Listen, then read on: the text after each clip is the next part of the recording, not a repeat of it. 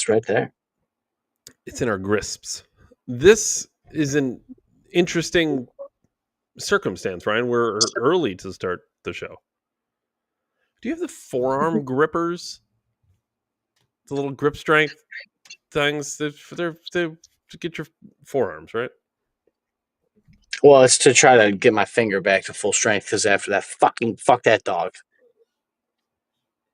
Imagine losing a fight to a dog. Ryan.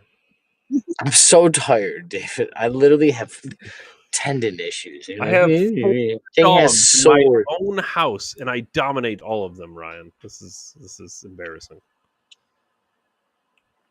One of them is 100 years old. The other is a wiener. Yes.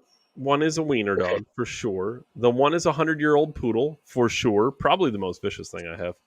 We have a Shiba Inu who was beat by Amish people, definitely. A mini Shiba. We have a half husky, half wiener. So it's okay. It's okay. A wienery. I'd be a dusky. Husk wiener. Well, it is a Dash and it is a girthy wiener for sure. The thing's got to have a fluffy tail and a huge body, dude. By far the most vicious thing in the house is the parrots. Ryan, Californians are going to be catching. Yeah, we have you put us on a tight hour, Ryan. You must keep strict to this timeline. Californians catch the plague. We're going to be getting to that. Little homeless Nas X interesting video came out. Dildo assault, Ryan. God is sending us abortions. The cheap pass. Cruise ship / chicken tendies. Adolf Carlson. Netanyahu calling for censorship. Yeah. What? I'm speed running this, Ryan. I need you to keep up and pick here. Adolf Carlson, we're going to have to get to. Adolf Carlson. Yeah, that's the headline of the show, Ryan. Netanyahu calling for censorship. Old ladies looking for love. 100% tax rate. Black pizza. And I have a mystery one that was reserved for the end of the show. I want the mystery one. No, it's reserved for the end of the show. By definition, you can't have it. You'll know why once you hear it, because it's going to be. Hey, the show is each 49% ours. I mean, like, holy shit! 51% mine, Ryan. I have majority stake, Ryan. And it's 49 and 49. The 2% goes to the people, David. Clearly, to the people. This podcast is for humanity, David. Stop being jealous about humanity. Ryan, the last one's reserved for the end. You will appreciate. Women trying to take 17% of 2%. You hear that? You will appreciate why. I want assault dildos. I'm pissed off now. I want assault. You want assault dildos. And I want Adolf Hitler. Adolf Carlson. We shall, Ryan. Let me put it up on the screen. I work with a 19-year-old that thought Hitler was in prison. Okay. Well, that's a, Ohio man was busted for slinging sex toy on the court at an NY Liberty game, charged with 2 counts of assault. How big was the dick? It must be pretty big if it assaulted people. 2 counts of assault for throwing a dildo? For real? Ohio man busted for slinging sex toy on court at NY Liberty game, charged with 2 counts of assault. Literally busted for slinging dick. What is? When did it become felony to sling dick, dude? We're just out here slinging dick. I don't understand. I just out here slinging dick in felonies. Dude, what is? I want the legal. Literally. I want the legal definition of an assault. Like, am I misunderstanding what an assault is? Assault is an intentional act that causes another person to reasonably fear imminent, harmful, or offensive contact. Offensive, is that the hang-up word that they're getting them on? I can't have offensive contact. Some will call it a technicality. Like a offensive contact being physical contact. Well, I didn't touch him. The dildo did. Clearly while no physical contact is necessary, the act must create a credible fear in the victim. So if the victim just feels like they're fearful, regardless of the offense, it's assault? Maybe they had a traumatizing experience with a dildo, dude. A lot of times these legal like definitions will have like reasonable like built into Beyond a reasonable doubt. Right. Well, no. It'd have to be like a reasonable person would fear in this. So it's not dependent on one person just claiming they felt fear, because then I could charge you for assault right now, Ryan. I fear this offensive contact right now. I'm in fear of this offensive contact. Well, that's how they're getting people in Britain, right, for saying the bacon. Well, we do love bacon. In fact, Ryan, on this show, we love bacon. I do urge because they did say in the United Kingdom that they were coming for us, right? People outside of the United Kingdom who had opinions on the internet that they don't like, they said they were coming for us. Did they not? We love bacon, Keir Starmer. Come on, get us. I would love that. Send the letter. I would fucking love that letter. I'm not going there. I don't give a fuck. I'm gonna be doing some electrical work one day, get fucking tased, dragged away, wake up in England. I am not going to the UK because you don't like my speech. We fucking kicked the shit out of you for that reason specifically. Yes, you can't throw dildos. It's assault, because apparently the 7-foot tall fucking WNBA players are fearful of the 10-inch green dildo. Probably because they're lesbians. I guess. I don't know. Doesn't that seem crazy, though? Doesn't that seem like over the top? Assault seems excessive. Maybe it's just me.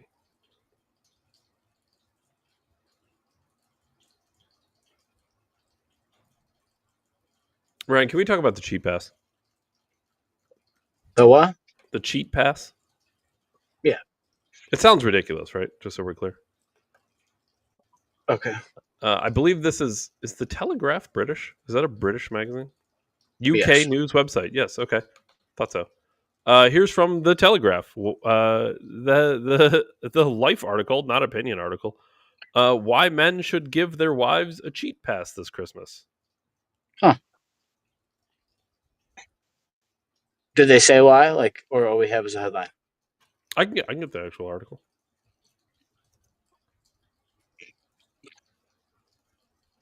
Let me see. Yeah, here's the Telegraph. Here's the actual article. What do you think? You want a cheap pass for Christmas? All right. See, she doesn't want one. What the fuck? They're ruining my life, David. Well, that's because she has not read this article yet. To read this article for free, your email address for 7 days to... No. Actually, get fucked. I don't care. I'll read it. At the very small... I'll read the first paragraph. I don't give a fuck, because this is ridiculous. When I told my husband I was interviewing a writer who thinks men should give their wives a cheat pass this Christmas, he understandably had some questions. Do I really have to give my email? Can I give him a fake email? Fine. The things I do for the show, Ryan. Fine. Fuck you. You can have my email. I don't care. Take me to jail. Gotcha, bitch. A password. I gotta enter a password. Ryan, this is becoming... Please do not email me promotions about your fucking communist anti... David, this sign up for the email is harder than it is to give your wife a cheap pass, David. That clearly. Enjoy meaningful insight. Meaningful insight. This is what you're going to call it. How about get fucked? And I held up... No. Skip. I held up my part of the bargain. You fucking skip. Show me the fucking article. That was painful. Paywalls. Not paying. How would the... That was awful. How would the wife find someone suitable for the occasion, he wondered. That's what he wondered? Tinder. Jesus Christ. Dude, this article is going to take us the rest of the show. Just so everyone's clear, we had other things to talk. This article is going to be the whole show because I'm already mad and I'm 2 sentences in. We were talking in the abstract, of course, and I deemed it safer to treat this as rhetorical. Deemed it safer to treat it as rhetorical. Sounds like assault. I assured him that, yes, it was all very unfeasible and concluded he'll more likely gift me jewelry. Wednesday, Martin, whose latest book, Untrue, explores why nearly everything we believe about women and lust and infidelity is wrong, is not being flippant. We now know long-term relationships are harder on female desire than they are on male desire, she says. Many experts now believe monogamy is a tighter fit for women than for men. Wait, whoa, hold on. Many experts now believe monogamy is a tighter fit for women than for men. Hasn't it always been a better fit for women? Well, they can make money, David. Many experts now believe monogamy is a tighter fit for women than it is for men. This Christmas, give your wife something she'll really want, something truly exciting. A hall pass. A hall pass, Ryan. Go fuck Brett down the street, honey. He'll love me more. This, for the uninitiated, is an agreement between partners in a romantic relationship that one or both may sleep with other people. You'd have one if, say, you were into, I can never say the word, polyamory. Yeah, which involves having intimate relationships with more than one partner. Yeah, that's why it's poly. With the consent of all partners involved, of course. Confused yet? Or just wondering how all the logistics would work? Never mind how on earth to broach the topic with your significant other. Martin, when we meet at a boutique hotel in South Kensington during her visit to London from the US, has plenty of answers. Starting from the premise that we're only now beginning to understand women's sexuality properly, she explains that, contrary to popular opinion, women tire of their sexual partners faster than men and need just as much sexual adventure and novelty as their male counterparts, if not more. To support this theory, she draws on a range of relatively recent scientific and social scientific studies, as well as interviews with experts on female infidelity in a range of fields and plenty of untrue women themselves. Hold on a second. Hold on a fucking second. So if I want a fit and hot, attractive girlfriend, it's unrealistic beauty standards. But if they want novelty and fantasy, I have to provide it for them, or what? I don't understand women's sexuality. Ryan, that's the great part of all this. You don't have to provide it to them. You can just let other people provide it for them. Just let somebody else fuck my wife that I pay health insurance to and have a 401k to and my house and my children. Well, it's the adventure that they're seeking. What if she has, Dave, what's amazing to me is they don't talk about that when women orgasm, that's actually releasing the chemical that bonds them to the men that they orgasm with. Don't get that's why girls will always science all tangled up in David, this article. They release oxytocin is the bonding chemical women release during orgasm during sex with the men that they truly love. Ryan, Oxycontin or not, the more she likes the guy, the more she's gonna release it, and it's gonna be a stronger bond. This is why a girl will go back to like a terrible, very release the sheet change, David. Here, you know what? It's crazy they just cherry pick science and then tell you that. Look, to go further, men were designed to spread seed. So should I be able to just have 7 girlfriends? I'm called misogynist for that. But it's in our biology. I'll tell monogamy, the invention of monogamy, David, because let's be honest, it is against our biological urges, which is what they're all going to fucking say. The invention of monogamy was so that people mated and pair bonded and they grew society. It was kind of like enforced through different things. And we may not necessarily need it the same way, but there is evidence to prove that the more that there is young men without mates, the more violence there is in the society. And when there's one guy sleeping with all the women, it's like the society will kill itself, literally. I heard Chris Williamson had a guy on that talked about it a while ago. But Ryan, listen, if it's adventure they're seeking, for one, you may not be willing to honor this adventure. I am willing to honor this adventure. What I recommend to make this more adventurous, you invite your most attractive female friend over and let's have some adventure, because I want it to be adventurous for you, of course, because I'm looking out for you. How about we just marry your friend? You guys are best friends. Might as well all do it. Well, why? Yeah, why not? Like, why not? Just, I mean, I think that would be adventurous for you personally. I don't care. I don't I really mean, care. I always liked her. I always liked her more than you. She was cooler with the baseball games than you. You know what I mean? I always liked that of her. But you're a better cook than her. No worries. Oh, no, she's not prettier than you. I just like she has really pretty feet. Like, oh, what's wrong with my feet? Like, you have good hands. Hold on. If I merged two of you together, I'd have a perfect seven. Like this was Perfect fucking woman. great. Yeah. I'd have a woman that I could interview you about what you were doing during COVID at the scientific level for Project Veritas. I will have you give each other a haircut, and whoever gives each other the The worst the haircut, problem with this the, this is how we'll pick between women now. the problem with this is it's training women that they can fuck other guys, and it's training men that it's okay to allow your girl to get fucked by other guys. Well, Ryan, we're not done yet. It's destroying We have to intimacy. You get want to into destroy the, intimacy because then you destroy family. but we have to get into the nitty gritty here. There's quotes now, and I had to sign up for this article. Ryan, in one study, men's desires tapered off slowly over 7 years, whereas female desires plunged in the first 1 to 4 years. 1 to 4 years. So after 1 year, I think you should really just start letting her fuck around, honestly.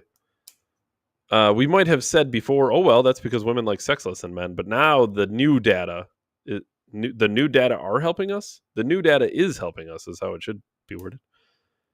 Understand it's not that women like sex less than men do. It's that men are better at wanting what they've already have. Oh, we're more content. We're less greedy. That's weird. I'm pretty sure there's a saying in the Bible, David, that women are naturally solipsistic because they will cut their nose to spite their face. Wow. That was a sentence. That's crazy. Martin believes, oh boy. Martin Could believes you the me. imagine working your whole life? You get the girl, you get the girl that you want, bro. You get the girl that you fucking want. You're not content. You're just like, I did it, dude. I got the girl. I'm just gonna like build this. I'm gonna just keep going. And she's like, I'm bored. Leave your ass. Unless I let you fuck other guys. Where's that cuck chair? Just pull the cuck chair up. I'll watch. I'll jerk off too in the corner there. That's happening. Well, I need the adventure, honestly. Uh Martin Imagine believes not being able to like get off unless you watch somebody please your wife, dude. There's people like that out there. Like they're trying to breed psychopathy into you. yes. Yes. Martin believes the Me Too movement has also been behind the shifting sands. Female sexuality used to be women being sexy for men, she says. That was how it was in Hollywood. That was how it was wherever men had power. It was very heteronormative and male focused. Now, thanks to the Me Too and activists and journalists, we're seeing female sexuality as its own thing, not an extension of male desire.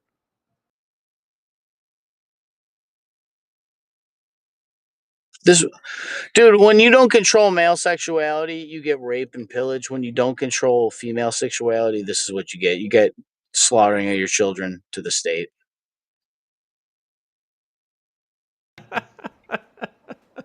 I'm What's so sorry, funny? not to laugh, but this paragraph, this is the person we're supposed to be taking advice from. And whatever, I know people don't have perfect relationships, but Martin, a married mother of two and a stepmother of two, originally from Michigan. Holy fuck. Yeah. What was why? What happened to the first one? He didn't let you sleep around? Get the fuck out of You, here. you think the wealthy people are sleeping around, David? Jesus Christ. This whole article is dog shit. This is fucking crazy. You can buy the book though, Ryan. Untrue: Why Nearly Everything We Believe About Women and Lust and Infidelity Is Untrue by Wednesday Martin, published by Scribe Publications. It's only It's written by a man. 14 quid. It's written by a man. No, this is written by somebody named Wednesday Martin, who's a woman. It's published by men because men run the world. So Scribe Publishing published it for him. But Jesus Christ, what a dog shit article. I don't. You know what? Can we just keep score on this show? Because remember and I know I say this all the time, like we shouldn't separate this into a left and right thing, and then I continue to separate into left and right things. But there is differences, and let's be honest. The right wants you to be physically fit, have happy relationships, uh, Rich, be rich, uh, be family, healthy, ask around, have families, nuclear family. But some people business. on the right maybe want you to sleep around if you're a man. I get it. There's splits there. But like at the end of the day, physically fit, hold a good job, be successful. Yeah, be successful and rich, have a family, the nuclear family. It's the most important thing on earth. Love your wife and kids. Okay. That's the right. That's what the right wants. Okay. The left wants you to let your wife fuck other people. Just get the jab. Don't ask questions. Just trust the science. The left wants Lie, you. get Yeah. lied to. Well, the left wants 100% tax rate. I have that on here. Um, Cut j- your kids' dicks off. cut your kids' dicks off. Maybe glue it on Fuck them some on of the other islands. kids because some can be girls, some can be boys. Can we just? There is a clear split in politics, in culture, in humanity in general. There's a clear split, and it can only be defined as the sane and the fucking insane. There is no way there are normal people running around saying, I think my wife should fuck other people. And by the way, my 4-year-old played with a doll the other day, so I guess his dick's going because you don't need that anymore. Put a dress on, Junior. There is clearly a divide. It's And weird, man. the divide probably comes down to those who were not mentally strong enough to not be brainwashed, because it does ultimately, like I always say, fall down to elites versus us. But how do they beat us when they're small and we're large? Because by definition, if you're an elite, you're in an elite group, you're in a small group. So now their task is beating a larger group of non-elites. We have the size Super easy advantage. with an algorithm. Well, you have to do it by dividing and conquering, Ryan. Well, it's super easy with an algorithm. Let them eat each other. Then we don't have to fight them. That's what they're doing. Stop cutting the dicks off your kids. Stop letting your wife get fucked by someone else. Join us. We're happier. I promise. And then we can go kick the shit out of the elites together and be really happy. All of us. And fuck their wives. Fuck them. We will. We will too, because some of them are probably. Ryan. And like 18 for the 18th year, David. Yes, I brought up the 100% tax rate because, again, Britain needs to just get sunk under the water. This is horrendous. I'm going to put this up, quick clip, and then we could probably get to Adolf Carlson. It's a joke, by the way, everybody. So when we say that, you're going to understand more context when you get the clip. Yeah, 100% tax rate. You shouldn't keep any of your money. What we've got at the moment is an aristocracy of wealth in this country. It's also true of the United States as well. So what I would do, and I wouldn't be opposed to, by the way, By the way, what a stupid sentence. What I would do, and I wouldn't be opposed to. Why do you need to stipulate that? Would you do something you would be opposed to? You probably would, because you'd probably let someone else fuck your wife.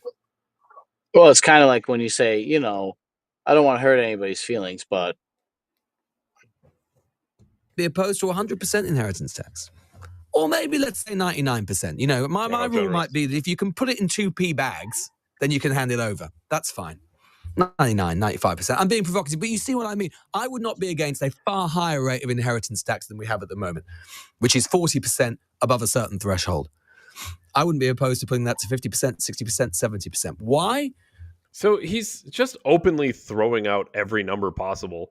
It's kind of like a weird Overton window, right? Where it's like, I'm not opposed to 100% or 99 or maybe 95, maybe 50, 60 or 70. Well, he showed you what an Overton window was. Yeah, he gave you the goal was 100% of your wealth. He wants to take all of your wealth. But then he's like, but I'm not opposed to 70, 60, 50. It's like, all right, 50's not as bad as 100, I guess. Right. Yeah, that's what Overton window like is. That's reverse 100% psychology. He right. had That's an the inheritance. definition. Yeah, and if he had an inheritance and he was going to leave it, he'd have some trust set up so that his kid would negate the very thing that they're trying to. Yeah, man, if you're giving me the choice between 150, I guess I'll take 50. No, how about fuck you? How about 0? How about that? How about it's not your fucking money? How about you're not in the will? It wasn't left to the fucking queen. Get fucked. Mine. 0%. 0! Not 100. 0. I get it. All of it. It's mine. What are you going to do with it? Fucking invite some Muslims here to rape the women in front of churches? Well, they were sleeping. It's just a culture difference, Ryan. Please let them rape your women. You're going to let them anyway because the Telegraph says so. Well, maybe, David, she was just, following what her husband wanted, which was for her He to probably sleep. wanted her to pass out in front of a church. So she'd get fucked by a stranger. Clearly that's what we do now. That's what we promote culture. What you want to talk about a split? You want to talk about that split? The right? What does the right believe? Providing and protecting for women. What does the left believe? Let your wife go out and get fucked. Who cares? Kill your kids and go get fucked by everybody. 100%. Ooh, no, I'm not saying 100, maybe 50. Fuck you.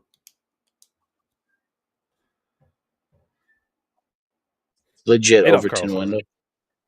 Adolf Carlson, David.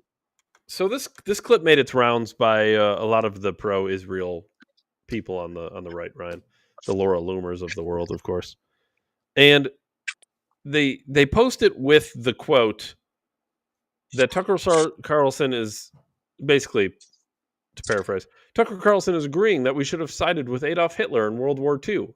And then they conveniently end the quote, and they forget the context of the quote. And I'm going to play the whole clip. It doesn't mean he's right, doesn't mean he's wrong, but what it does mean is he's not saying we should have sided with Hitler, period. There is context to the quote. The context does matter. Here's Tucker Carlson. Everyone's all types of fired up, thinking he's basically pro-Hitler. And it started when I read a book by Diana West, who would be good if you interviewed her. And it's this all revisionist history of World War II. And you go, well, why would you want to read that? Well, it turns out I think the story we got about World War II is all wrong. Actually. I think that's right. And then I read about FDR, and FDR's right-hand man was a Soviet spy. It certainly was. Right? And therefore... Confirmed. We should have been... One can make the argument we should have sided with Hitler and fought Stalin. Patton said that. So, and maybe there wouldn't have been a Holocaust, right? There's but Stalin was metric, and we weren't his ally. The story is that there were a few missing American soldiers at the end of World War II in Russian territory. No. Like 15 to 20,000 were missing, and we left them there. And then you read about Pearl Harbor. We all sort of know the Pearl Harbor stories, not what we were told, but I dug into that, and you find out we knew to the morning that Pearl Harbor was going to get attacked. Stalin knew it was going to be attacked. He wanted us to take the Japanese off his flank, and FDR's right-hand man was okay with that because he was a Soviet spy, right? Then I read about FDR in the Great Depression. You find out that every single penny he spent trying to help the Amity Schleys, the forgotten man, was spent to buy votes. Every last penny. He was a sociopath. And the only thing he could do was lie. He was a compulsive liar. His inner circle had to constantly cover for his lying. Now, with the whole clip, does it sound like they're pro-Hitler? In the context of siding with Hitler or Stalin, they are more pro. This is the Israel-Palestine argument that people are having kind of right now. A little bit. I don't like Palestine. I don't like Israel either. I don't like Hamas. Absolutely, I don't like Hamas. So what if we're told, just put it to you this way, what if we're told that Israel is the communist, basically, in World War II, and Palestine is Hitler, but in reality, it should be the other way. We should be protecting Palestine because the communists, which is Israel, were actually the ones doing all of it. But they can smoke screen, David, right? And they can blame the Germans for everything. Yeah, I just the idea that multiple, and it wasn't just Laura Loomer, I pick her because she was probably the most prominent one, but the multiple people took this clip and said the same thing, which is, wow, Tucker Carlson sides with Hitler and he didn't even push back at all. He didn't push back because the context was, if we would have sided with Hitler against Stalin, maybe we could have prevented the Holocaust. I'm not saying I completely agree with that, but the context of that is important before you just run around and saying Tucker Carlson's pro-Hitler. No, he's not. Do you know? He's just saying it might have prevented the Holocaust. Just like people say, yeah, dropping 2 nukes is a big deal, but maybe it stopped the war from being prolonged for another 5-10 years. We don't know for sure, but if that is the case, did we save lives? Did we save our own country's lives? There's a lot of nuance to the conversation. At the end of the day, is it bad to annihilate and melt the flesh and bones of innocent civilians? Of course it is. So we shouldn't run around and celebrate it. But at the same time, we should acknowledge the fact that by dropping 2 nukes, we effectively ended the war. And we can have the discussion from there. But if we just mislead the conversation, you can never have the discussion. Let's have the debate. Would it have been beneficial? I don't know. Let's talk about that. But you don't set up the stage for a debate. You just set up Tucker Carlson's pro-Hitler. He likes Qatar because he hates Israel. You're not listening to anything he's saying, or what is more true is you are listening, but you're misleading everybody else who isn't. Lying by omission or misleading, gaslighting, political Stockholm I've syndrome. never heard Tucker Carlson once say he hates Israel or Israelis. It's fucking absurd. The whole argument is absurd. Well, David, do you know how many Israelis there is in Israel? All of them? Why would I know that? And you're bombing them. All of them. Every Israeli in Israel, I believe, is Israeli. Yeah, I mean it's ridiculous to run around and just say he's pro-Hitler off of that clip, like you got him, like some gotcha moment is fucking rich. Now I've heard the opposite. I've heard Tucker Carlson say on many fronts that Hitler was evil. He was an evil person, and to some degree, you haven't even heard me say that before or frequently because, duh, everyone knows Hitler was evil. We don't have to keep reiterating the fact Hitler was evil. Are they evil, or they have just an obscene will to do what must be required by the times that they were alive? Well, here's an important part of the discussion that no one ever talks about. But when we look back at history, we always look at it as us, the good guys, them, the bad guys. And yes, World War II, Hitler was history written by the victor. I think without a doubt, I'm not saying we're necessarily always the good guys, but I think without a doubt, a man who annihilates millions of people is a bad guy. There's no question. But I shouldn't have to reiterate that. Everyone knows that's the case. However, it's so important to look back at history through their eyes to see what happened and how it could have been prevented. And I don't know, Treaty of Versailles is a direct lead up to Adolf Hitler taking power. Because we beat them in a war and then we fucking annihilated them with the Treaty of Versailles. We didn't let them have a military. They had hyperinflation. We didn't let them have an economy. We fucking crushed the Germans. Way worse on paper than we did in the battlefield. And then we're shocked that somebody who was pro-Germany, a nationalist, came to power. Of course, because somebody was finally fucking speaking up for him. Obviously, he came to power. He was the only one who was going to come to power. And we created it. We created it. The United States and the rest of the world created Adolf Hitler. Yep. By putting him in circumstances that really they had no choice. Now, I'm not talking about killing millions of Jews, but coming to power in the way they did and trying to it almost became vengeful, right? Like they were seeking vengeance, like they were like trying to over counter for the fact of what we did to them, and it's almost like, well, fuck you, now guess what I'm going to do to you. And we're doing the same thing with Putin right now. Hey, the only thing I request is that Ukraine doesn't join NATO. Oh, hey, Ukraine, you want to join NATO? We'll move all our shit in real close to the Russian border. Oh my God, I can't believe Russia attacked Ukraine. Poor Ukraine. Can you believe Putin would do such a thing? Yes, of course I can. It's the most obvious thing that could happen. What are you, a Russian operative, David? You completely provoked it. Of course. What are you, a Russian operative? No. But imagine China. Actually, it's a good example because what is China doing right now through Mexico? They're running drugs up through Mexico. They're running sex trafficking rings up through Mexico. They're running like all types of stuff. But imagine if they just put a bunch of tanks at the border, Chinese tanks at the Mexican border, and it was like, oh, by the way, we want Mexico to join our secret alliance. We would get to a point where we're like, okay, China, I'm telling you right now, you take those tanks back, or we're fucking you up. That's exactly what would happen. And then once we invade and attack and start fucking them up, then the rest of the world were to come to China's defense, like we're the aggressor. Fuck you, no.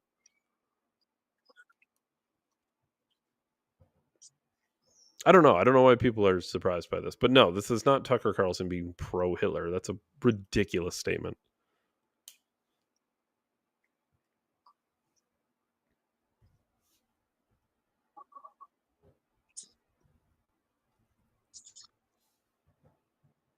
I'm just glad Kanye is no longer pro Hitler. So, well, we're about to be anti-Israel, Ryan. Speaking of Netanyahu, the prime minister of our greatest ally, Ryan, he's starting to. Well, he's going to be taking a page from the United Kingdom here.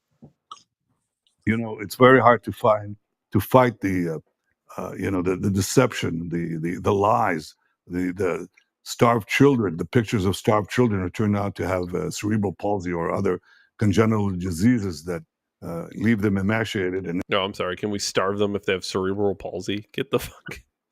I only bombed the children with cerebral palsy because their house was booby trapped. Yeah, blew up that hospital that's booby trapped. Because after terrorists get shot and killed, definitely don't need to get. No, they don't. They don't want to go to their own hospitals. They just booby trap them. Israel is, of course, accused of starving children, pretty much the way that in the Middle Ages Jews were accused of killing Christian children for their blood. So, what do you do against the blood libel? That's a weird thing to bring up out of nowhere. Okay, sorry. I just thought that was interesting. He snuck that in there. Like, all right, sure, you do you, man. Bring up blood libel, I guess. Lie that circles the earth 10 times before the truth has a chance to emerge. You have to shorten the war as speedily as possible.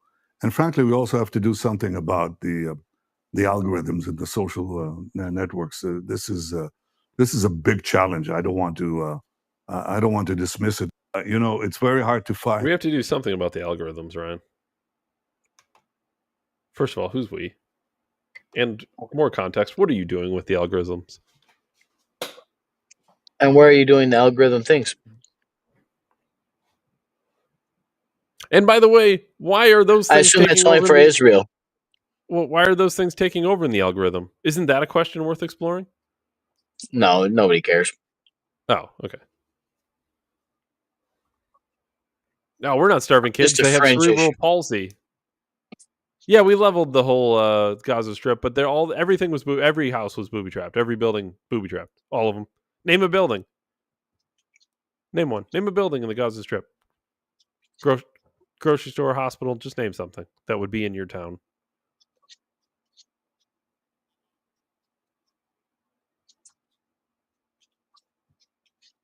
It's crazy to think that they actually push that narrative that everything's booby trap. Everything. All of them. Every one of them. And he says we got to come after the algorithm. Well, you have to. You got to do something about it, right? In your country, you're going to censor your own countrymen because you don't have authority over the United States. Well, right. You mean your country, right? It's like that meme. With Padman. You mean your country, right? Right. Yeah. What are you going to do specifically? You don't like us sharing your cerebral palsy booby-tracked hospitals. So what are you going to do about the algorithm? There's only one thing you can do: control it.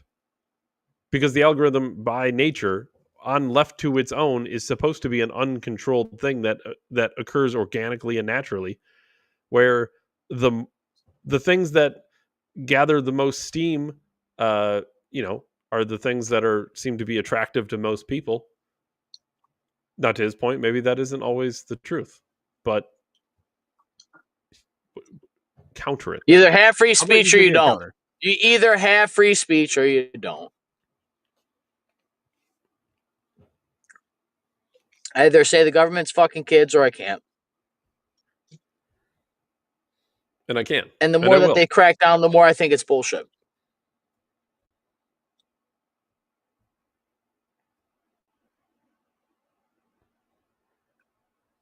If they lied about Hitler, they would lie about the Jews. We're making good time, Ryan. We're making good time. Although last time I played one of these videos, it ended up being like most of the show. So we'll see if we keep making good time. Here's the clip and go.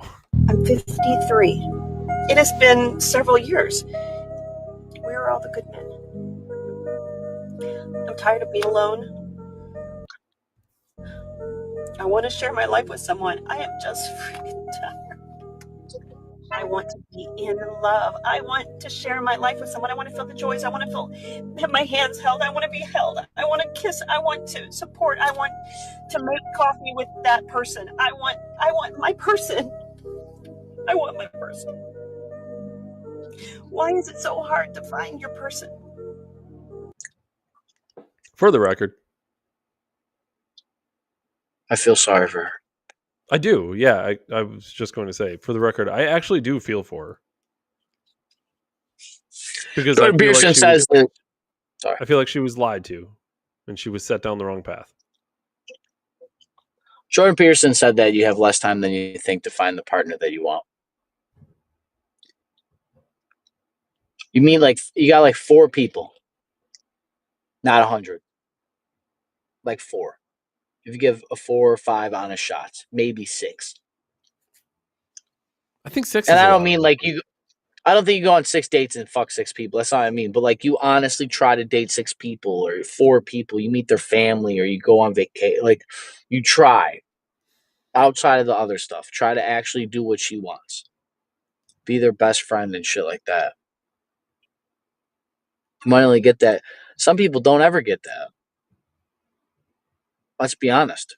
Most people never find their actual true person. They just found somebody that is good enough to get them through. Well, I think that's true, and I think that's why you end up with high divorce rates.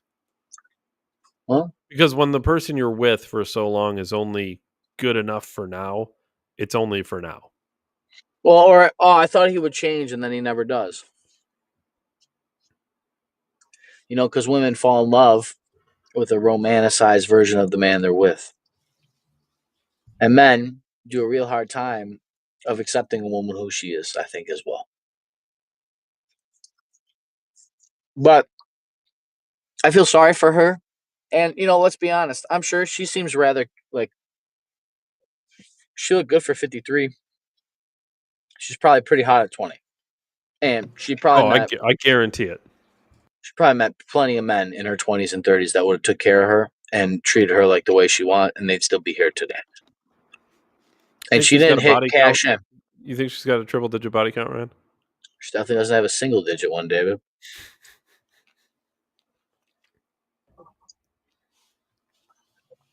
I need women to understand that they're being lied to. Ain't no woman that was a virgin before marriage like, you know, where are all the good men at?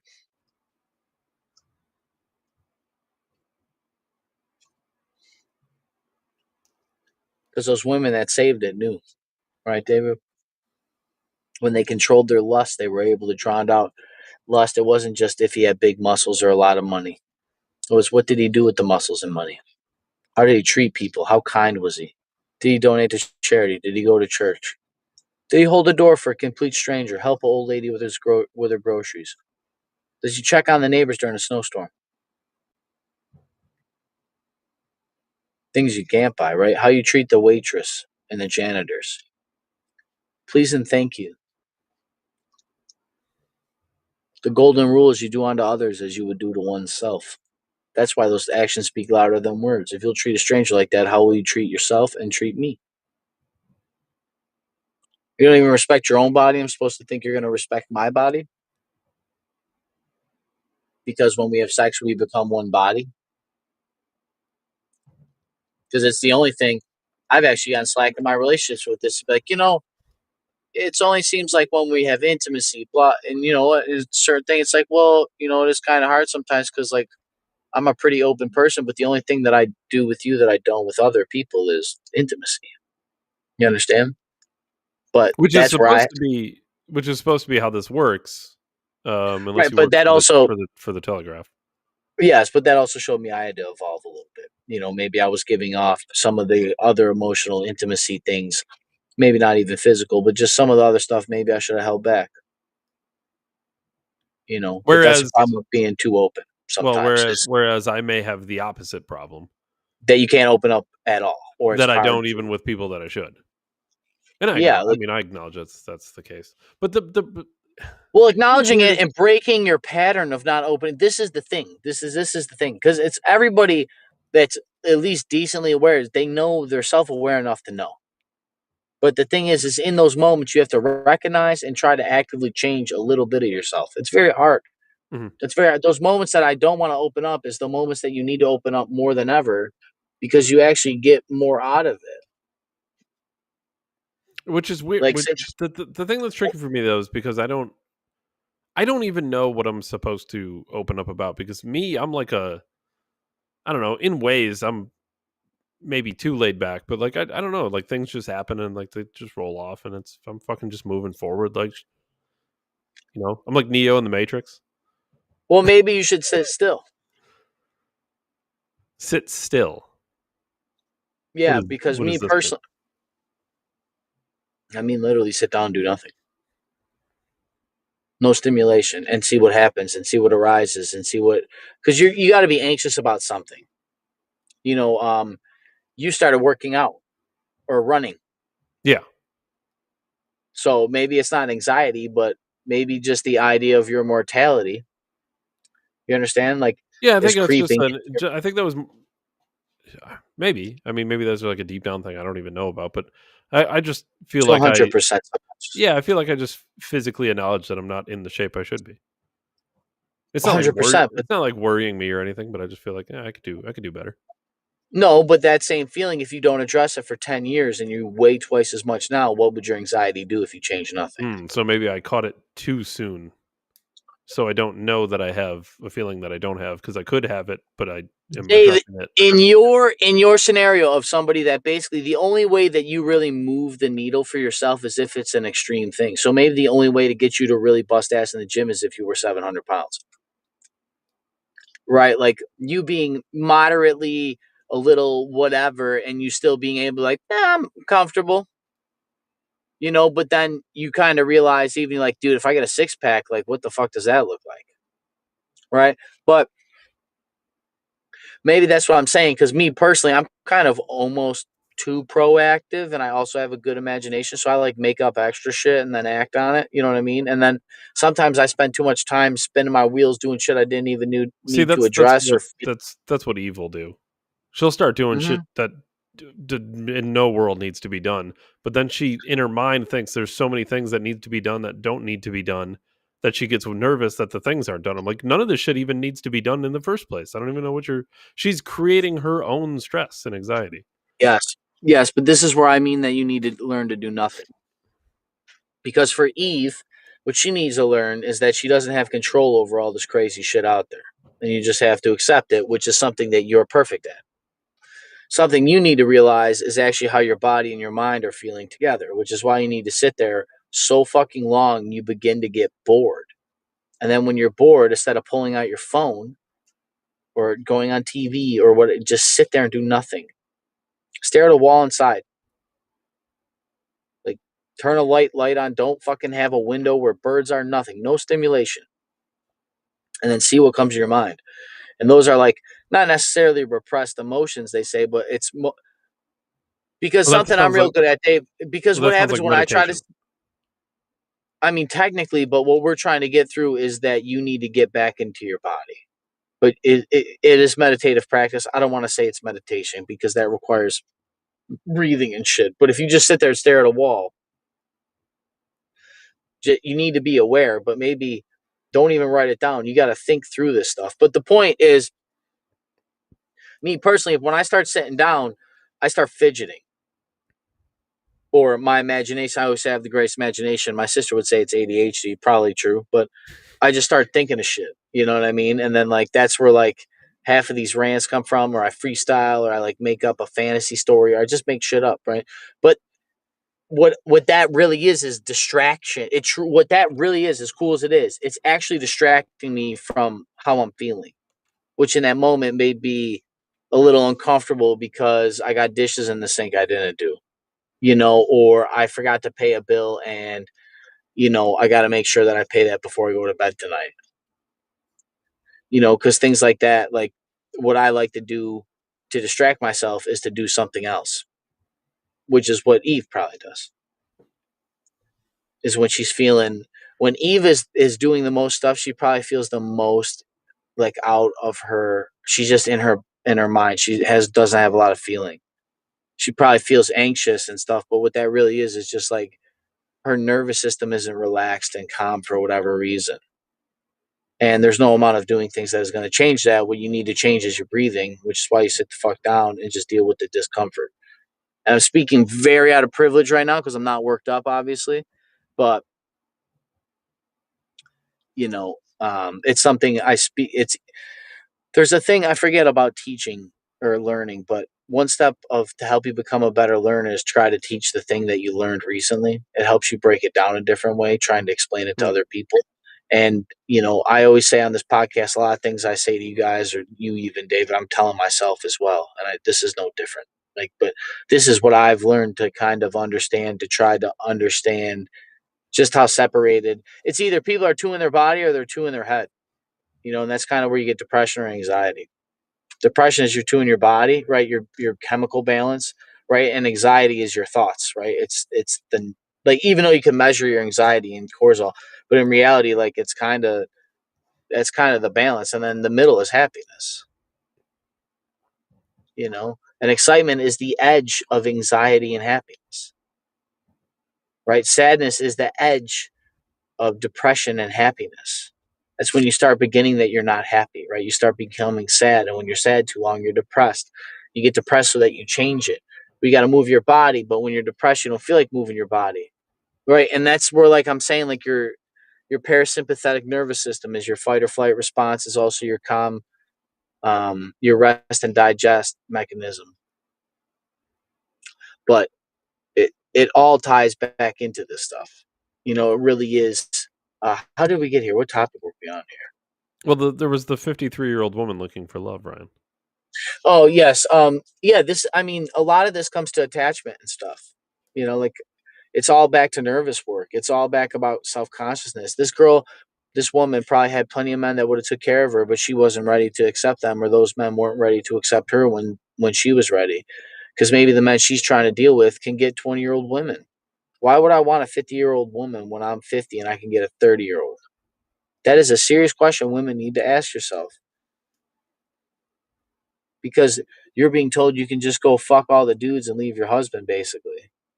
But that time will run out because you're not going to be hot forever. Man, it's funny that we always talk about why, like, we're talking this episode about how women get horny the same amount as men. Okay, how about you talk about what makes men attractive to the opposite sex compared to women? Because that's not the same. It's not my age, youth, and vitality that makes me attractive, David. And I know we know this. Look at James Bond. Look at Sean Connery. My whole life, I heard my mom and my sisters swoon, my aunts, my cousins swoon over older men with gray beards. George They're in their Clooney, 20s. Ryan. George Clooney. Oh. Now, they love Brad Pitt, hot and 20 and fit, yeah, but they still like older men. Isn't that fucking weird? Tell me every woman has daddy issues, huh?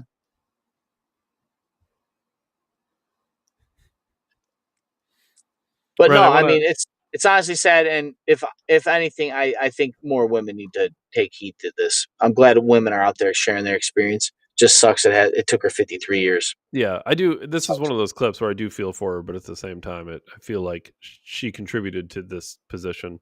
Listen to the government. This is what you get. Ryan, I want I to bet end you on. if you were to listen to your pastor, you'd live a different life. I want to end on one thing. I'm going to read something Patrick Bet David tweeted. Is this the private? Is this the mystery? This is the mystery. Yeah, this is just one of those things where it's like, whew, just hits you. Especially with my son turning 11 pretty soon. Patrick McDavid. I know exactly what you're talking about. By the time your child turns 12, you've already spent 75% of the total time you'll ever share with them. This thing goes by fast. Make the time count.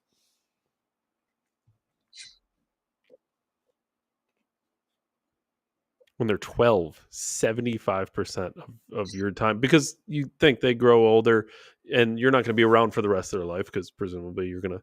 So, yes, 12, you're 3/4 of your time spent with them already in 12 years. That's wild. I heard one statistic that millennial fathers spend more time with their kids than any other generation of men of all time. I wonder why Gen Z's more conservative, right? More active. Mine's pretty much almost double digits, Dave. Wow, dude, 75%. God. Where's it go, dude? I know, that phone is a damn plague, man. I've said this for years. I take a lot of pictures, but growing up was different for us because you didn't carry a time capsule of the way that you looked and your parents looked every day. And if you take enough pictures, I took enough pictures of my kid that I could basically watch her age daily. Especially when she was real little, you almost take pictures of them every day. You love them so much, man. And then you just get busy, or you're cooking dinner, and then you gotta sneak. Then you gotta make the family moments, right? You gotta make the time for the pictures. But I always said that it was like a daunting task because I literally have a picture of her like 7 minutes after she was born, and I always tell her I was the only one to ever see her come into this world. Mm-hmm. And then you go watch them. She was on her scooter the other day, just rode off, dude. Just bye, Dad.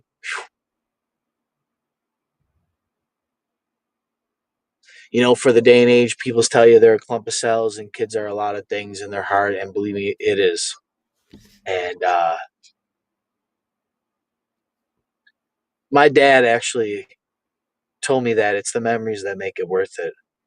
And a lot of his memories, he never had all the riches or went on all the vacations, but he always had children. And the one day I told him, God bless you, Dad. And he said he did 7 times. And, I actually said today that I got to start living for myself more. Just because I already give away so much to my kid. Because I feel obligated to give him the stuff I never had. And she's already got everything I never had. Mm-hmm. So I should just enjoy it. I did my duty as a dad. I did my duty as, a citizen to raise a kid that could go to school and go hopefully learn a good job and provide back to society and have I did my job and I set that roots for that. But in the day and age, they tell Gen Z we give up our kids, we abort them, and I'm not saying what people should do or shouldn't do, and everything has different scenarios. Fuck, if I made $10 less an hour, I may feel very different. It might be very hard. Everybody has different things, but I do it all over again. I do it in every life. And I really think we as our age group that have children, the people that don't have children really need to understand some things. There's I think one of the reasons, Dave, why I see the world a little bit different is that I am a father. I know that your mind changes. It's I don't know, the neurobiology I've talked about in the program. You basically awaken a part of yourself that you never known. But Like when Jordan Peterson said that there's basically a version of you that exists that is waiting to be unlocked, but you have to have kids for it. Like the joys of all the world, all the riches, all the things. You will leave with empty hands, but you will never leave without a legacy if you have kids. Like they are there. They could hate you and they're still there. And there's nothing, let's be honest, there's nothing else in life like that. And they have devalued us. They've told you you're a clump of cells. And I tell you guys every week, this is the greatest podcast in human history because Dave and I are literally one of the only podcast creators telling you that. It's not hyperbole. They tell you you're a clump of cells and that you're nothing. And they want to tax you all of your hard work and money. That guy didn't just mean the elites. It will go to everybody. So it's not hyperbole. It's not to pat our egos. It's just to say that we're in this thing together and that we believe what we believe for certain reasons. And the most important reasons is children. And everybody should have them. So, but 75%, Dave, is crazy. I wonder how much of our lives we'll spend together, Dave, as we save the rest of humanity. I don't know. We're almost at 100K views. Yeah, that's crazy. Almost at 100K views. Want to appreciate everybody for. I used to say, if you like the video, share the video, but we've graduated from many catchphrases, haven't we? But 90K views, super dope. Appreciate everybody's support. We love you guys. Dave Ryan, December 1773. Catch us on Rumble for the greatest podcast in human history. As always, David, I appreciate you most for your time. And I'll see everybody tomorrow for the Friday show. And thanks to the producer. The Friday show is going to be a wild one because there's a couple clips we didn't get to that are going to be, but I didn't think it was going to fit in with the end of the show. So Well, good call. That's why you're the producer and I am the talent. Thanks, everyone. Thanks, Ryan. Thanks, man.